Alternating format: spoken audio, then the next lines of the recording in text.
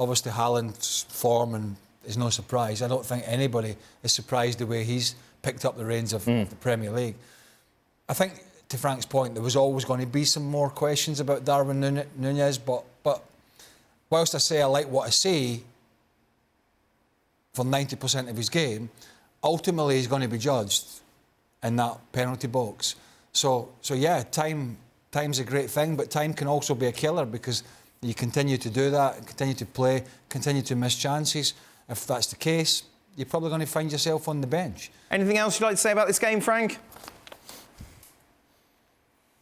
Nothing much. Nothing much. I discovered some young players. Palmer on the left side. Is that Palmer? Yeah, it's correct. On the left side from Manchester City. I thought it was very interesting, and he created problems to Milner in the first half before Milner was substituted. No, nothing much. I enjoyed the game. I enjoy seeing, watching, the players who were involved and went quite far in the competition to see how they've been reacting. And I like to see that, they're ready to jump into the domestic competition without any issues. So I'm happy to see that. More reflections on this game now. I said to the Etihad, shall we? Slightly cooler than Qatar, where I think we last saw you both. Alexis and Mark. Hey, a fun game, guys. Yeah, Dan, honestly, like I keep saying, when these two play, whether this is the Carabao Cup, the FA Cup, Community Shield, Premier League, they just don't do boring games. It's like iron sharpening iron, isn't it?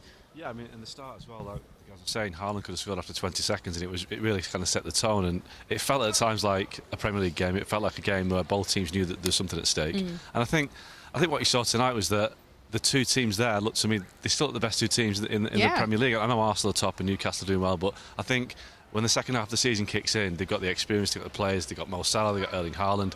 These are the two teams for me that have got everything you need to go all the way and win something. Obviously Liverpool are out, but FA Cup's still to come.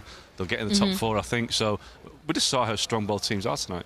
And actually, this is the first time that Manchester City have been able to beat Liverpool in 6 occasions. The last time they did that was February 2021. Liverpool have had their number, especially in knockout competitions, Augie, but surely City have to be proud of this one. They took more of their chances in the final third. It doesn't feel like City haven't beaten Liverpool because they've won the trophies, the big trophies. I mean, I know Liverpool had a good year last year with the FA Cup and Carabao Cup, but City win the big trophies. And, I feel that City, they did get the edge tonight. I think City looked a bit sharper. I think City looked like a bunch of players that have had a bit more time on the training pitch, that maybe didn't have as many in the World Cup, and I think it showed tonight. I think, and the young players that came in, the fullback looked really good. Rico Lewis looked really good. So I think City can be more than happy with the marker they put down for everybody else tonight. Well, like they said, it's been over a year and a half, Dan, since Manchester City, even though it doesn't feel like it, have been able to get the better of Liverpool. But tonight, definitely, they were able to do it.